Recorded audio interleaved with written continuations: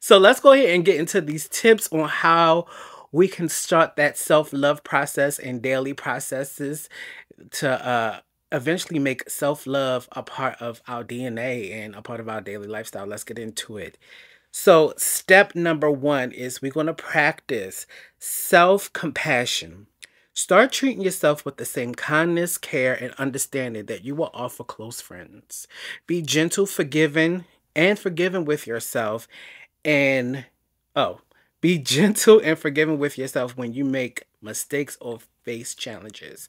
Yes, this is a very important thing because we tend to be extremely hard on ourselves when we be human, which is it's bad. We are all human. We all make mistakes. We all tend to do things that's just not right at times, and we will tear ourselves apart because of it. Don't forget, as long as you're alive, a lot of things are repairable. A lot of things are repairable. So don't be too hard on yourself. If you make a mistake or you cause a catastrophe in your life somehow or some kind of way, you know, I know it's hard. I know it's going to feel bad, but it can be fixed. Okay. So the next step is develop self awareness. Pay attention to your thoughts, feelings, and behavior without judgment. This can help you identify negative patterns, belief that may be holding you back from self love. This is, ooh, I practice self awareness because it took me a long, long, long time for me to become aware of my thoughts, my patterns, and like how I'm perceived. You know, being self-aware is it's hard. It's really hard to really just be monitor. Y'all know I got a. Y'all know I have a problem with that word monitoring with monitor. Well, see, it's okay. With monitoring your thoughts. We're gonna go with monitoring, okay? It takes a lot to do that. And it takes a certain level of realness for you to sit with yourself and monitor what you're thinking and how you're behaving and check yourself on it. Okay. The next thing is nurture your physical and emotional well being. Take care of your body by eating healthy, getting good rest, and engaging in physical activity that you enjoy. Also, prioritize your emotional health by engaging in activities that bring you joy and reduce stress. I said this earlier. Taking care of your body, eating right, doing good by your physical self is a is an act of self-care and an act of self-love. I don't think we have to go any deeper in that, but this part I want to um I want to focus on this part by engaging in activities that bring you joy and reduce stress.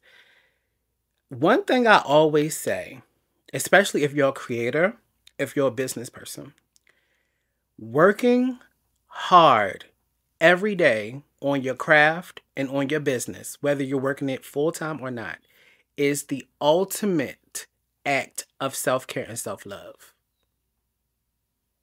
Taking care of those things that makes you happy and joyous, taking care of those things that could possibly be your life purpose, you can't get no better than that. You cannot get any better than taking care of yourself in a way that's going to help you create the person that you want to be.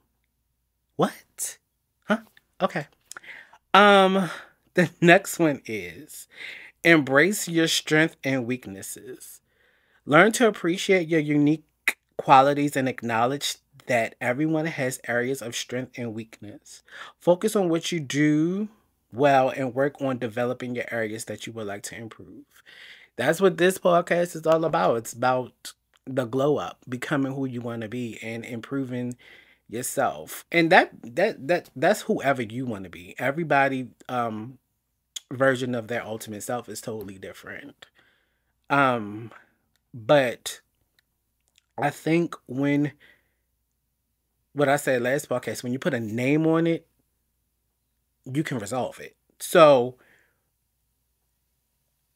when you acknowledge the things that doesn't when you acknowledge the things that you know that you can improve and and stop ignoring these things, like that's like the ultimate flex. You know what I'm saying? And I know it's certain things that people just don't want to improve. Like I was listening to somebody yesterday and they said they know that they're petty and that's something that they don't want to change. And if that's you, well that's just how you roll. Like who am I to judge? Who am I to judge? You know, but if there's things about your personality, about yourself, about your spirit that you want to improve, go ahead and start working on that. The next one is practice gratitude. I love practicing gratitude. Cultivate a sense of gratitude by focusing on the positive things in your life. Start a gratitude journal and write down the things that you're thankful for each day. Excuse me. Definitely. Um being grateful just changed your whole perspective about life. Being grateful just give you that motivation and that boost to go ahead because you look at things in a different way. But I will also say be grateful for yourself. Be grateful for yourself. If you got up today, you went to work, you made your money, you did what you had to do, be grateful. Thank you. Thank you, me. Or um, thank you, God, for me. Thank you, Most High, for me that I was able to get up and do what I need to do to sustain my life. Be grateful for yourself. You know, when we do um, actions of gratitude or have our moments of gratitude, we usually thank everybody but ourselves. Be grateful for yourself. There's nothing wrong with that. You're amazing. You're great.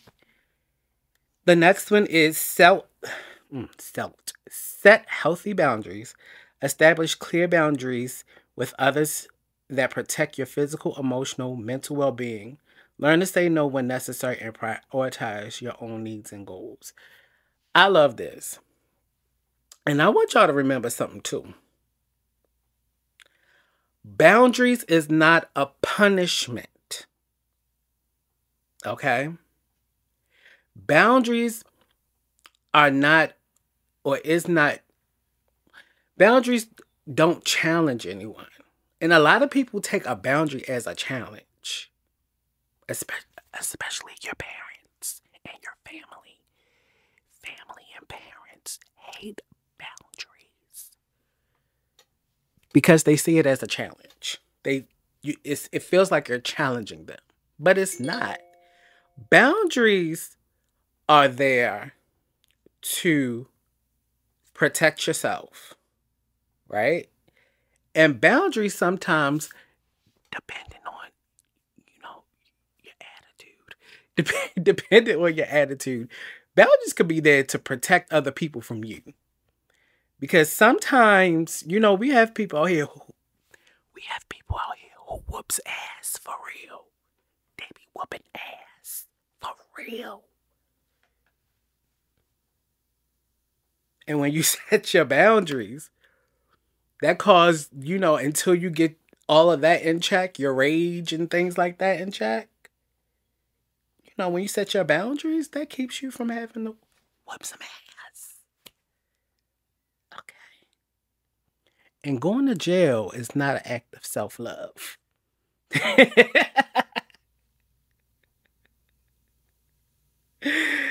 All right. The next one and the last one is seek support.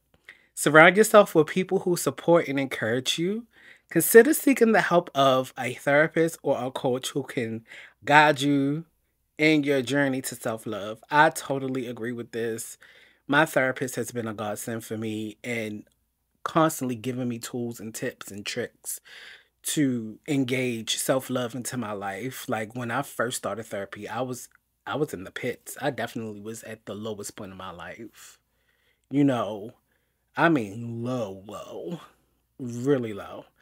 Um, and she's definitely been helping me with trying to figure out ways for me to really start taking care of myself and really becoming that. No, and it's been working. It's been helping. You know what I'm saying? I still have a ways to go, but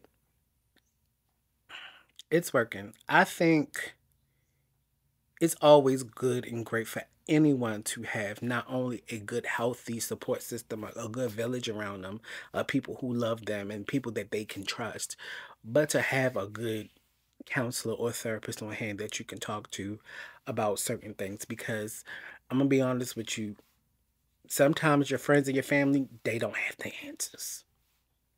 They don't have the answers. And a licensed professional more than likely will. I want you to remember that self love is not a destination, but an ongoing journey. Be patient and kind to yourself as you work and develop more positive and loving relationship with yourself. Don't forget, it's about the relationship with self love. Self love. It's about that relationship with yourself.